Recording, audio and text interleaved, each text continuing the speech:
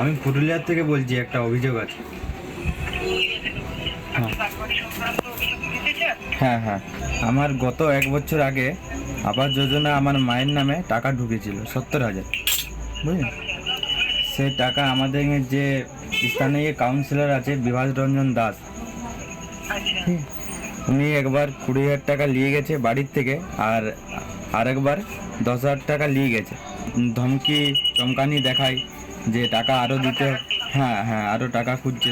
জরাজীর্ণ বাড়িতে দীর্ঘদিন ধরে বসবাস, আর সেই অবস্থা দূরীকরণের জন্য পুরুলিয়া পৌরসভাতে আবেদন করেছিল আবাসের বাড়ির জন্য, কিন্তু সেই বাড়ির টাকা ঢোকেনি। বাধ্য হয়ে শরণাপন্ন হয়েছিল 5 নম্বর ওয়ার্ডের কাউন্সিলর বিভাস রঞ্জন দাসের কাছে। প্রথম কিস্তির টাকাও ঢুকে যায় আবাস প্রাপক শিক্ষানন্দীর অ্যাকাউন্টে, আর তারপরে বাড়িতে গিয়ে 30,000 টাকা কাটমানি রূপে আদায় করে 5 নম্বর ওয়ার্ডের কাউন্সিলর বিভাস রঞ্জন দাস, এমনটাই অভিযোগ। আর সেই অভিযোগকে সামনে রেখে ইতিপূর্বেই শিক্ষানন্দীর পরিবারের পক্ষ থেকে তার ছেলে সদর থানাতে লিখিত অভিযোগ দায়ের করলেও তার কোনো সুরাহা হয়নি। পরবর্তীতে মুখ্যমন্ত্রী দুর্নীতি আটকাতে শুরু করেছে রাজ্য জুড়ে হেল্পলাইন নাম্বারে, আর সেই চালু হওয়া হেল্পলাইন নাম্বারে এবার অভিযোগ দায়ের করলো শিক্ষানন্দীর ছেলে। ওনারা বললো আমি এই অভিযোগ ডায়াল করছি এবং এর ব্যবস্থা ওরা বললো করে দেবো।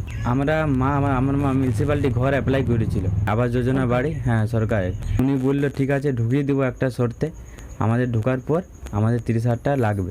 2-3 দিন পর বিভাস রঞ্জন দাস এবং নটু ঘোষাল এসে ঘর থেকে টাকা নিয়ে যায় 20,000। হেল্পলাইন নাম্বারে ফোন করার পর তাদেরকে আশ্বস্ত করা হয়েছে এই ঘটনার পূর্ণাঙ্গ তদন্তের পাশাপাশি কাটমানির টাকা ফেরতের ব্যবস্থা করা হবে।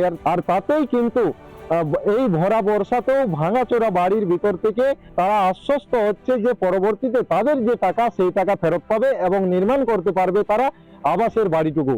পুরুলিয়া থেকে অরবিন্দ মাহাতো রিপোর্ট, রিপাবলিক বাংলা। নানা ধরনের কন্টেন্ট দেখার জন্য লাইক করুন, শেয়ার করুন আমাদের ফেসবুক পেজ, সাবস্ক্রাইব করুন আমাদের ইউটিউব চ্যানেল।